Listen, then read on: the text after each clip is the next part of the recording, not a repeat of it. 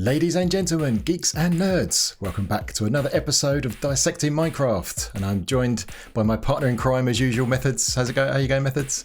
Hey, I'm fine. How are you? Yeah, doing good. Thank you very much. Right, we are here for another episode, and we have got a bunch of stuff to talk about. So let's get right into this thing. So let me give you a quick overview of what we're going to talk about first of all before we get into it. So we've got a few things here in front of us from last episode that we just need to cover off. So we'll do that first. And then over here, we've got a few submissions for the challenge we issued last episode, including one that I've put together. So we'll show those off and talk about those after that. And once we've done that, we're getting to the main topic of today, which is all of this craziness over here. And this is going to be, we're going to be talking all about pulse generators.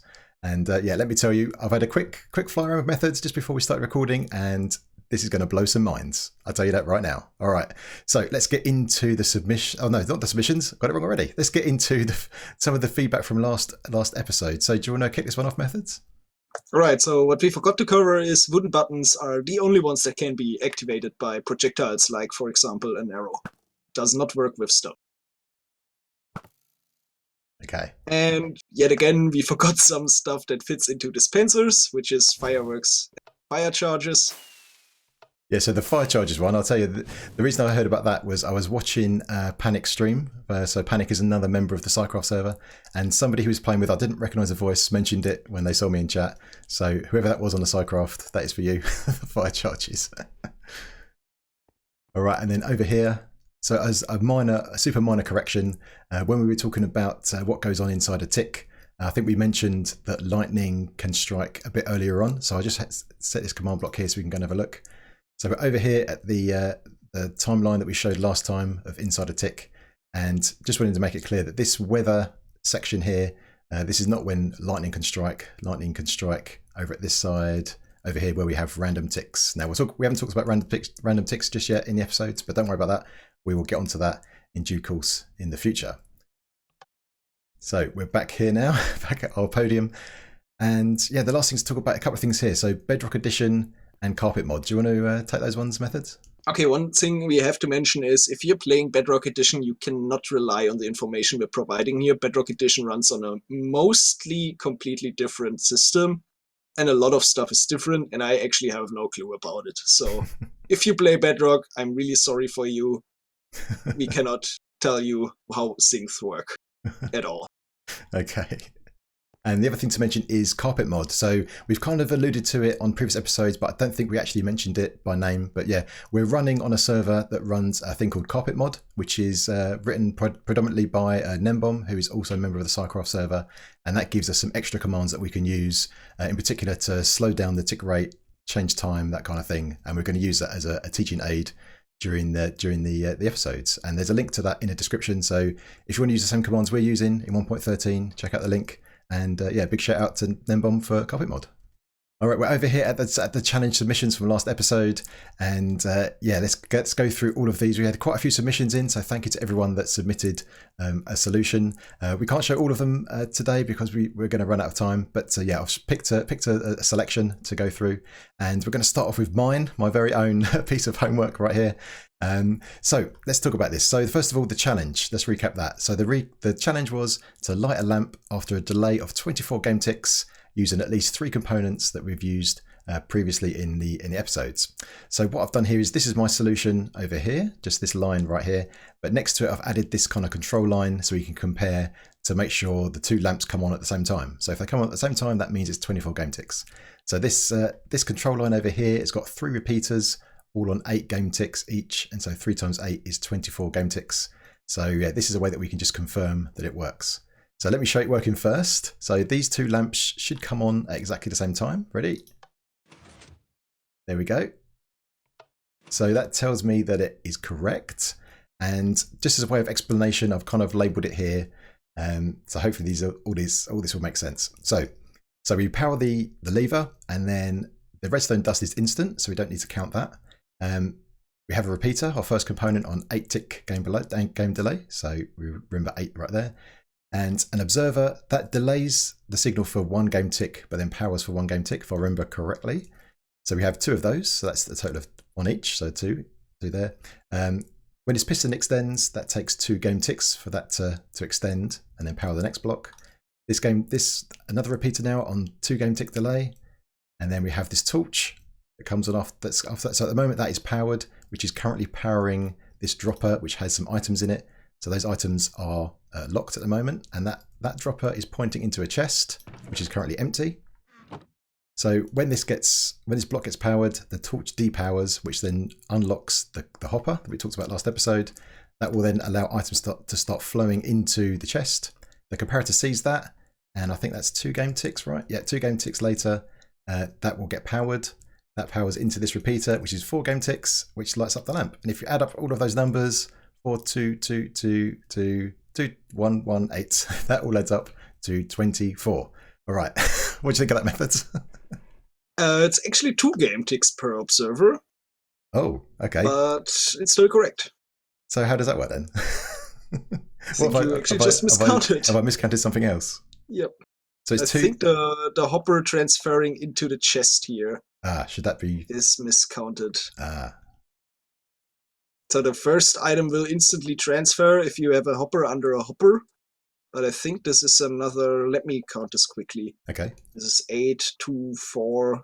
Wait, 8, 10, 12, 14, 16, 18.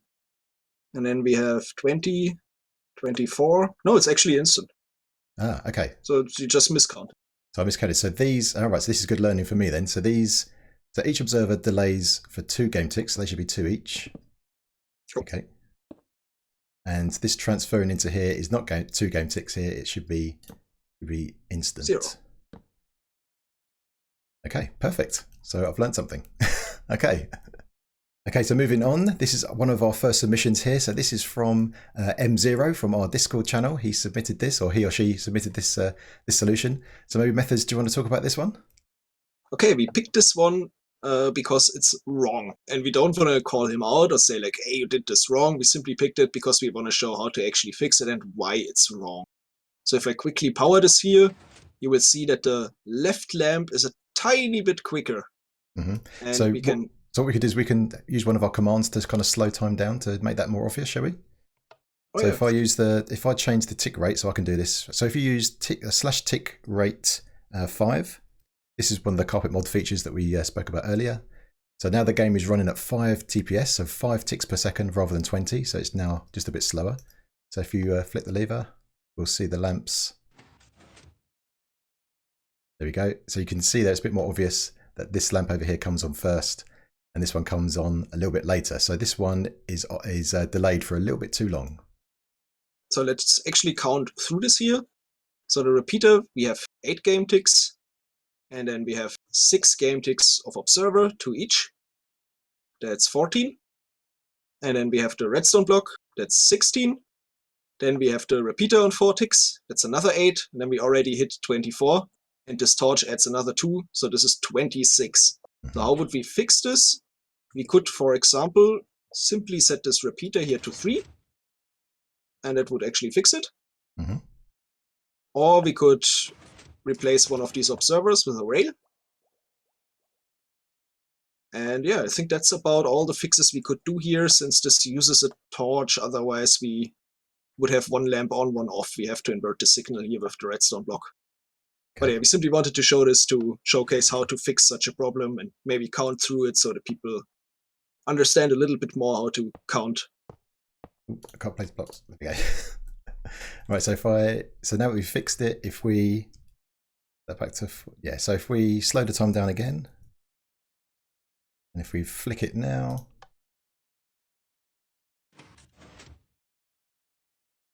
they both go on together. Awesome. All right, here we have the next suggestion by the Zenith, and it's water-based. So here we yet again have our control lamp with the 24 game ticks delay. So let's just hit the button. We can see the water being dispensed, and both lamps turn on at the same time. So let's actually count through this. It's a little bit of the challenge because we haven't really talked about water, but we can do this now. So water flows every 5 game ticks. So here we have 4 blocks. That makes 20, 4 times 5. And then we have another 2 game ticks of delay from the observer and 2 game ticks of delay from the piston, which sums up to 24. Right, that's really cool. That was a really cool, neat little mechanic there to use. Yeah, really impressed by that. So thanks, Zenith, for that. That was really cool. All right. So now we're going to get on to a bit more craziness. So we've got this big thing right here, and this is from Double Moses on Twitter. So Double Moses _. So thanks for this one. So I built this one up and I've tested it, and we've got just on this side over here, we've got our control again, so we can compare these two lamps coming on at the same time. So I think I'm going to try and walk through this. So methods, let me know if I get this wrong. Right, so we turn on this lever right here, which will instantly power all of this dust right here. Then we get 2 game ticks for the piston. Then we get another 2 game ticks for this piston, so that's 4 so far. That moves this detector rail underneath this minecart. Then because the minecart's on the detector rail, that powers it, which then powers this whole line instantly, I think. So we've got 2, 4 so far. And then we've got 2 game ticks from this observer, and then another 2 game ticks from this piston right here, so that's 8 so far. So that changes this water column. So this current water column is a bubble column going upwards, but when we extend that piston, it moves the bottom block to be a magma block, which turns this to a downwards bubble column. So I think that's instant. So that's 8 so far. So that's instant, and then we have another 2 game ticks for this observer, 2 for this one. So that gives us 2 there, 2 there. That gives us 12, right? Then this is instant here. Then another 2 for this piston. I'm starting to lose count. Is that 12, did I say? So that's 14. Then we get 2 for the observer, so that's 16. We get another 2 for this one, this piston, so that's 18. And there is an item in here, so that's 18. So that goes in instantly into here. And then we get 2 for the comparator, so that takes us to 20. And then 2 for this one right here, so that gives us 22, I think. And then instant wire, instant redstone dust all the way down to here. Then we have this torch is another 2. That takes us to 24. I think I've messed up because that would take us. Then the next one here, the next torch will take us to 26. So I've miscounted by 2 somewhere. Not quite sure where, but shall we? I can tell you where that is. Okay. So yes, this piston takes 2 game ticks to move the blocks over, but it instantly starts the movement, which turns the soul sand here into a moving block, which does not support bubble columns. So this instantly breaks the bubble column as soon as the piston starts moving, and that's where the extra 2 game ticks you come from. Right. So that's instant. Right. Okay. Yep. Right, so that's with the extra because 2s. Right, basically, when the soul sand is about to move, it's no longer a soul sand, and therefore the bubble column will instantly break. It does not have to wait the 2 game ticks. Oh, I see. Perfect. All right, great. Let's just see this one working, just to make sure. So if I flip this lever and we look at the 2 lamps, our control over there and the one from the contraption, they should come on at the same time. And they do. Perfect. Stuff. Let's just click that and look at this all moving, kind of, yeah. So that was a good one. Thanks for that submission. And this next one involves TNT. So maybe this is one for you, Methods. I know you like your TNT.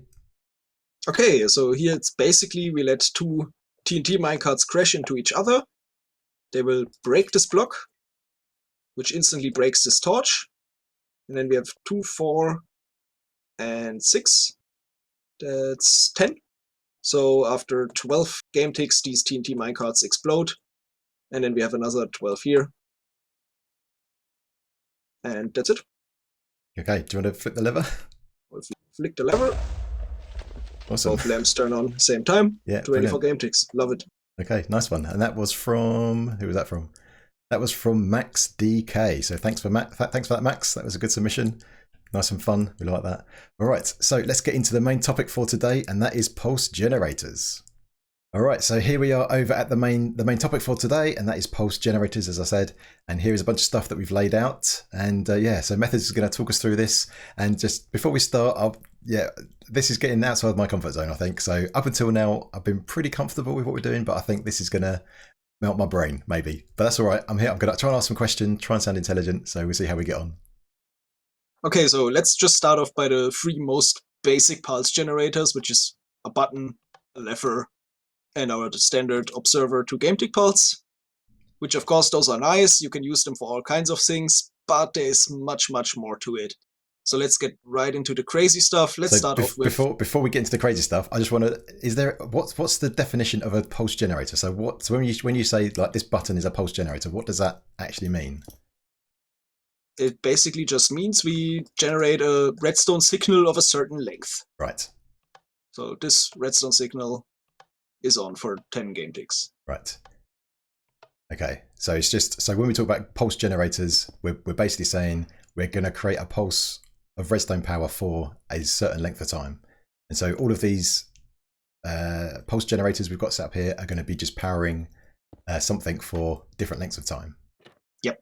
Okay, awesome. And of course, we're going to start off with the basically most complicated stuff, which is the shortest pulse we can possibly generate. Mm-hmm. And that is a 0-tick pulse. 0-tick, right, okay. So what is a 0-tick pulse? It basically is powering and depowering a piston in the same game tick. Right. So as we can see, for example, here, we have this redstone dot. Mm-hmm. It powers this piston here through the block. Right. But it also powers this piston with the redstone block, mm-hmm. which instantly starts moving. Therefore, it's no longer a redstone block. Right. Which instantly starts retracting the other piston here, which instantly starts retracting this block, and therefore removes the power source. So if you hit this button, you can see that it instantly extends and instantly retracts. Right. Yeah. So usually this takes. Yeah, I can usually see. This takes 2 game ticks. Yeah. And this is basically teleporting it. Right. So that glass block that was there just basically doesn't move from one place to another. It just instantly teleports from one spot to the next. Yes. And Right. I've built something up over here as well to showcase this. So this is the so-called poor man's 0-tick. We just have a button here on the underside of the piston, which will basically, we start extending the redstone block.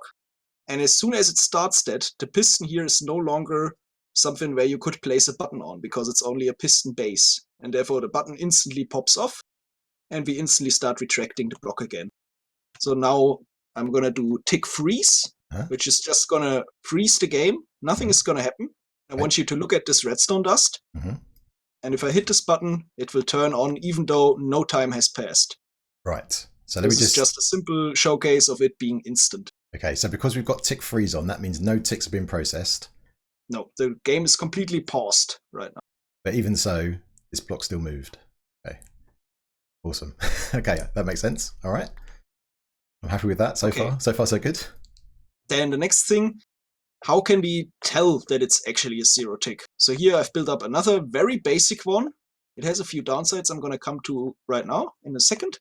So basically, this is just your standard monostable, but we're not taking an output with a repeater. We just have a redstone dot here. And if we power this, the block here will actually move inside of the armor stand without moving the armor stand at all. And that simply happens because it's basically teleporting inside of it before the entity can say, hey, I need to be pushed by this block. Right. This way we can always confirm, hey, this is a 0-tick or it's not. Right. If you have an entity in front of it, it should not move at all. Right. And so at the moment, so we're talking about 0-ticks at the moment, 0-tick pulses, and we'll come on to like where you're going to use those, why they're useful in a bit. But I think at the moment we just need to make sure that we understand what a 0-tick is and how to make one, and then the uses of it will become clear later on. Okay. So this specific one here was just a showcase. You should not be using this because it actually uses redstone dust, which is locational on the update order. So I've built up the same one here, just with a sticky piston and a block. It doesn't really matter. And you can tell that this bottom piston here will extend, the top one will not, and on this side here, they won't at all. That's just to showcase that with redstone dust, it will be locational and not really reliable. Right. So there was a couple of things that we mentioned there. So you used the term monostable circuit or monostable, and you also said about block updates and update order. Maybe those things we'll probably cover in a deeper episode a bit later on, but for the time being, just need to remember that there are some locational issues with redstone dust, right? Yes. Okay. All right. Good. Yeah, because I know when it comes to terminology and things like that, sometimes I can get a bit lost with stuff. So for the moment, don't worry too much about that. We'll cover that in more detail later. Just a showcase there. All right. Okay. Then here I just built up a bunch more examples how we can achieve this. So this here was, I think, the first ever zero-tick pulse generator that was shown. It was shown by pi123 something. It's a long number. Yeah. And what does this do? It moves this redstone block over here, which instantly powers this top piston here, which turns this redstone block here into a moving block, which in return instantly depowers this piston and pulls the block away. So this will give us 2 pulses, but the first one will be a zero-tick pulse. Okay. So this is just the very first zero-tick that was ever shown. That's why I've added it. Right. Okay. Then right next to it, I've added the most basic one that probably everyone knows, or most people already used before. This is also one of the practical applications for it. So if you want to push blocks very fast, right, absolutely do this. And how does this work? We basically place a block on top of this torch, will instantly power this redstone dust here, and we send it up here to power this piston via quasi-connectivity and update it with another piston. The update here is very important, otherwise we would run into the same issues as we had here in the very first ones, where it's not really fast enough. We need to provide this via QC and update it with this piston. Right, so let me just make sure I understand this, because I want to make sure that I do. So placing a block here above this torch powers the block that I place, which then powers this dust instantly. So all of this is happening in the same tick, and then that powers both. That powers the top piston, which will then extend. That's all happening in the same game tick, and it also powers this bottom piston as well through quasi-connectivity, because we mentioned that earlier, where that's where a piston gets powered if it's diagonally downwards from a power source. So this block is getting powered, and diagonally down from it is a piston, so that would also get powered. So exactly, all of that all happens in the same game tick. There's no delay. There's no delay, no. Right, and we use the quasi-connectivity just to get the update order right, because this top piston here is directly powered. Therefore, it will update first. Right. And then in return, tell this bottom piston here, hey, you're powered, move this block. Right. And then we move the block and it instantly says, you're no longer powered. Depower immediately.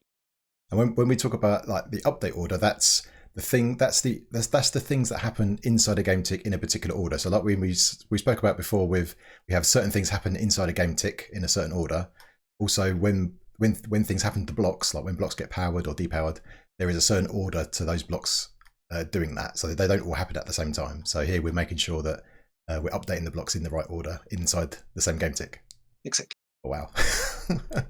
I'm becoming an expert at this stuff now. Awesome. So so you said the practical application of this is to move blocks quickly. So like one of those might be maybe if you've got like a OP tree farm and you've got all these logs coming in, you want to move them out of the way super quick, something like that, into a blast chamber, that kind of thing, right? For example, yeah. Or a super fast double piston extender for your door, or whatever you come up with. Right. So right. Okay. Yeah. I see. All right. Awesome. Then we have more versions of this. So here we use the update order of certain redstone components. What you can keep in mind is the repeater always wins. Okay. So the repeater is basically always the first. Afterwards come comparators, torches, and observers. So what do we do here? We power this block via a repeater. And in the same game tick, we also depower this piston, which removes the power source from the piston in the same game tick again. Therefore, we create a zero-tick pulse. Here is basically the same thing, just with a comparator and a repeater. So yet again, the repeater is first, the comparator is second. And we create a zero-tick pulse. Here we have a little bit different one. This actually works with the tile tick priority update order. So here we power this block after 4 game ticks. And we also move the block away after 4 game ticks, but it has to travel through 2 repeaters. And therefore it's basically slower. Right. Okay. So we talked about toll entity ticks there, I think. Is that what you said? So again, we'll come into more detail of what that is in a future episode. Yeah, what you basically have to understand is this is on the same delays here, but this has to travel through more components. And therefore, even though it's on the same game tick, it is later. Right, I see. And what you said earlier, I just want to make sure I understand this. So earlier you said about different components have different priority. So even though, Yes. so the repeater always wins, like you said, and then it'll be a comparator. So even though these two components are getting powered exactly the same time, just because of the different type, the repeater goes first. It's not because one's left and one's right. It's the type of the component rather than. It's a different type. Yeah. Right. Awesome. Okay, I get that. All right. Good. Okay, then we have another one here. So here we power this bottom piston here via QC. We power this top sand block, which QC powers this piston, but it doesn't know about it. So this redstone dust here lights up, which powers this piston here directly, which tells the first piston in return to extend. And this will immediately turn the sand block here into a moving block. And this, for example, is a little bit different. If you give it a constant signal, oh, just destroyed it. If you give it a constant signal, it will actually keep producing zero-tick pulses. Ah. This will give you a zero-tick pulse every 11 game ticks. Okay. And then over here we have yet another one. So we give this a 4 game tick pulse. But we also, yet again, use the QC powering, which does a update order thing again. So basically this here updates first the top piston and the bottom piston second. And this also creates a zero-tick pulse. As you can see, the entity does not move at all. Right. And that is for now it for zero-tick pulses. Okay. All right. Okay, that's good. That's good stuff. I think I'm just about hanging on there, but yeah, that's good. All right. So what's next? All right, let's get into one of our first quirks. So I have a question for you. Okay, go on in. Come over here.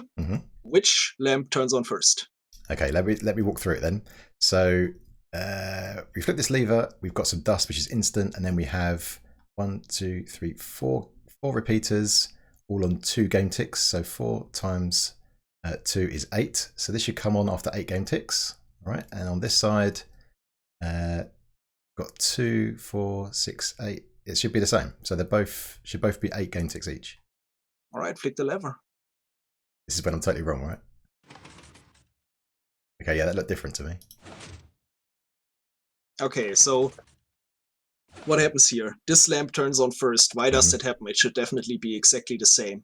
So here again, this is one of the Minecraft quirks. If a piston gets powered by a moving block, then it will actually not take 2 game ticks to move over and power the next piston. It will take 3. Right. And it is just one of the Minecraft quirks, which are super useful, which we can get into right over here. So with this one, so just to break this down, so it's 2 for the first one, and then it's 3 for the subsequent ones, right? Exactly.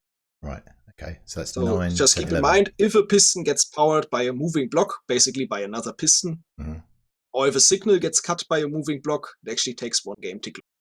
Right. So this lamp comes on after 8, and this one comes on after 11. Right. Okay. Good. Yep. I got that one. Okay. So keep this in mind, because this is going to be important right here. So now we get 1 game tick more. We generate a 1 game tick pulse. So what do we do here? We move this redstone block for 4 game ticks. But it actually takes 3 game ticks until this piston here extends. So 4 minus 3, 1 game tick is left. So let's just trigger this and look what happens. And here we can also tell this is a 1 game tick pulse, because this entity here, if we just moved it with a 2 game tick pulse, it would have been just normally pushed to here, like you would expect, 1 block further. But it only moved 0.51 blocks, because this is the max a block or an entity can be pushed in 1 game tick. Okay, so let's talk about this one for a second. Again, just want to make sure that I'm clear. So we've got this observer, and that powers this repeater. So this repeater's on 4 game ticks. Exactly. So that powers this piston for 4 game ticks. So that extends. So this, I'm struggling a little bit, but then this piston, then because it's getting powered by a piston getting extended, this is powered by 3 game ticks. So where does where does the 1 come from again? No, after 3 game ticks. Oh, after 3 game ticks. Yeah, so usually you would expect this to get powered after 2 game ticks. Right. But since it's being powered by this moving block, it actually takes 3. And Okay. since we also power it for 4 game ticks only, we only have 1 game tick left. Oh, so it's the 4 from this repeater minus the 3 from the extension here. Gives you 1 Exactly. game tick. Right, okay, I see. All right, okay. And just keep in mind, you can always test this with your entity. Mm-hmm. If your entity only moves half a block, then you have a 1 game tick. Okay. All right. And here I've built up another one. So maybe you can actually talk us through this, how this works. Okay, no pressure then. All right, so obviously we press the button. So now we're going to get 4 game ticks delay from this repeater on this side, which powers this block, which powers this which powers the piston right there. That will get extended. Now at the same time, this repeater gets powered with a 2 game tick delay. So this one is going to get powered first after 2 game ticks. And this is going to get extended after 4 game ticks. So does that mean we take one away from the other? So we have, I'm struggling. We have two game ticks left over. So let me talk you through it. Yeah, I'm getting a bit lost there, to be honest. So we have a repeater here. Let's always start on one side. Okay. We have a repeater here on 4 game ticks. Yep. It moves this block over, which usually takes 2 game ticks. Yep. But it's 1 extra until this here actually starts moving and removes the power source. Yeah, because therefore we generate a 5 game tick.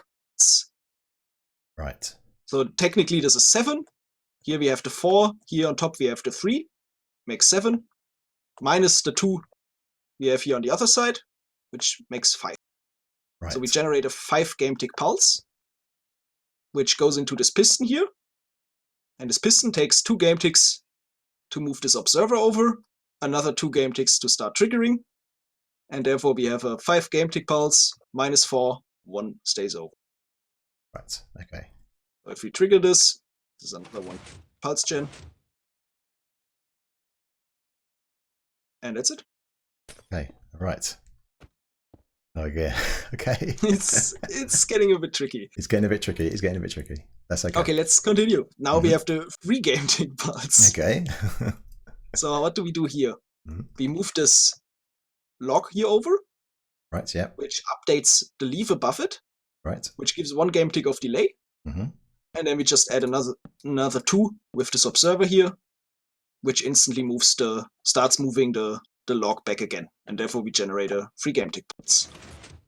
Right. And so the thing with the leaves that's to do with obviously trees in Minecraft where the leaf has to detect if it's away from a log so it can start decaying. That's right? Exactly. So maybe we wanna show this here. If you open your F3 screen. Yep. You can see on the right side it has a distance tag. Yep. There's distance 1. And the first leaf says distance 1, distance 2, distance 3. This works up to 7 blocks far away. Right. And each leaf adds 1 game tick of delay. So if I remove this log here, after 1 game tick, the first leaf updates. After 2 game ticks, the second leaf updates. After 3 game ticks, the third leaf updates, and so on. So this is basically a 1 game tick delay chain. Right. But only up to 7. Up to 7. Right, okay. So we can use leaves to do redstone. So is that called leaf stone? This is one of the best 1 game tick delays you can get. Right. Okay. That's for sure. Awesome. Okay, then I've added, Mango actually helped me out here a bit. He showed me a bunch of other 3 game tick pulse generators. So here we have another one. What does this do? It moves over this redstone block, which starts powering this comparator here. And it's also getting locked after 3 game ticks by the piston here that's being powered by another piston. Therefore it takes 3 game ticks to arrive. So this here at the bottom, this redstone dust is on for 3 game ticks. Right. I see. Okay. And as you can tell, we always use the piston quirk. Without that, it would be fairly complicated. So here we have another quirk. No, it's actually the same. So this here is also the same. We cut the power source by a moving block, which also creates 3 game tick pulse. Right. Okay. And here's just the same with repeaters. And that was it for our 3 game tick pulse. All right. Okay. Let's get into the next quirk. So as we've learned, torches need to get a minimum of a 4 game tick pulse, right? Or a 3 game tick pulse is actually the minimum for a torch to work. Okay, otherwise they don't notice it. Let's just do the quick example. Mm-hmm. If we feed an observer pulse into this torch, Mm-hmm. nothing will actually happen. Yep. Same for a comparator. It actually does not react to 2 game tick signals. Right. So what do we have here? This is a so-called extended 2 game tick signal. Mm-hmm. It will be a 2 game tick signal that we transfer through this torch, but it's slightly longer, and the name is extended 2 game tick signal. So how does this work? If we actually remove the power source from the comparator with a moving block again, then we can actually drop a block through a torch tower. Ah, right. So this is basically a 2 game tick signal, but it's slightly long. This is just one of the Minecraft quirks. You just have to get used to it. It's super useful as well. This is the only way to, for example, send a block dropping signal through a torch tower. We have the same one over here. This might be a bit easier to understand. So we power this piston here for 4 game ticks. Takes 2 to move over, and then it's here for 2. But since we remove it with moving the block, it actually sends it through the torch tower. Okay. Okay, and I think we have all the piston quirks through now. All right, awesome. Okay, and then here we just added the most basic pulse generators, so now comes the easy stuff. Here we have the 2 to 8 game tick pulse generator. This is the so-called monostable. Right. So with this we can actually convert a constant signal into a pulse. Ah, right. And of course you can set this repeater to 2, to 3, to 4, and so on. Right. Okay, I think I understand that one. So that's because you obviously power the repeater, which powers the block, which powers the piston. The power goes through to the repeater on the other side, but then the block gets moved up because of the piston, which removes the power, even though this is still the first repeater is still powered. So okay, all right, exactly. Yeah. Okay, I think I get that one. Here we basically have the exactly the same thing, just flipped around. And with this, for example, you can also add more repeaters. So here we power this repeater through the block, through the redstone here. And after 8 game ticks, after 16 game ticks, we start moving the block away. Right. And therefore we generate a 16 game ticks. Sorry, I broke it. Let me fix it for you. There we go. Okay. And of course, as long as you have redstone wire available, you can make this long. Mm-hmm. So we could just add more here. Right. Okay, so you can add more just as long as you've got up to 15 redstone dust. Exactly. Okay. You can of course flip this around a little bit and get always around the sig. For the redstone dust length, you can get around this. So here I've added another very basic one, which of course has the downside of being very big. Here we just keep this redstone dust always powered. So we power this block here for 4 game ticks. And then 4 game ticks later, we power it through this block and so on. 4 game ticks here and 4 game ticks here. So we basically another 16 game tick pulse generator. Oh, I see. And yet again, you can make this as long as you have redstone dust available or find other workarounds. And then here I've added another special one. This, I think also Mango came up with this. This is really nice. This is a 10 game tick pulse generator. So what do we do here? We have a furnace with 1 item, which the comparator detects through the sand block. Right. And turns this torch here off. And if we power this now, the sand block will move away. The comparator will turn off and the torch will turn on. And now by manipulating how long we power the piston, we can manipulate how long our pulse is. So in the basic setting, it's 10 game ticks. And then we can always increase by steps of 2, 12, 40, 16. Okay. All right, good stuff. Okay, so there was quite a lot there to go through. So if you didn't understand all of that stuff, don't worry too much about that. Things are going to get clearer as we kind of do more and more of this stuff. I guess the key takeaway for this is that these are different ways of creating different lengths of redstone power in terms of how long it's powered for. In terms of those. So these are the pulses. So these are just different examples of powering for different lengths of time, different numbers of ticks. So if you need, for your contraption, a certain length of pulse, these are some examples you can use in your contraptions. So there's 2 more things I want to add. Mm-hmm. Of course, there's hopper pulse generators. We can use a hopper clock, for example, to generate a pulse, and there's also comparator. Comparator delays we can use to do this. This will all be covered in another episode because there is a lot about them, and if we do this now, it takes another 2 hours. Yeah. And the last thing I wanted to show is another quick example how we can use 0 ticks.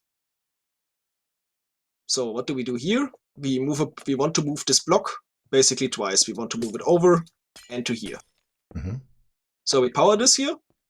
After 2 game ticks, it arrives here. And then after another 2 game ticks, we push it over again. Let's just trigger this, and we can clearly see this takes quite a while. Yep. And here I've built a little 0 tick chain. Yet again, we manipulate what updates first. The first 0 tick uses a sticky piston to push in this observer and create the 0 tick pulse, and the second one uses a normal one, which the sticky piston is first. The normal one is second. And therefore we can basically teleport this block twice. So maybe we want to slow down the game again. I'm actually just going to freeze it completely. The game is paused now. Nothing happens. I'm going to power this.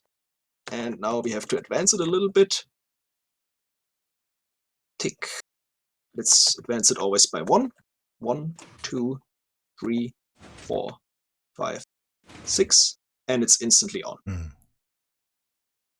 So here we take 4 game ticks to move this block over, and here we do it instantly. This is basically just the use of 0 ticks. Whatever you want to do with pistons, you can actually do it instant. I hope you guys understood most of this.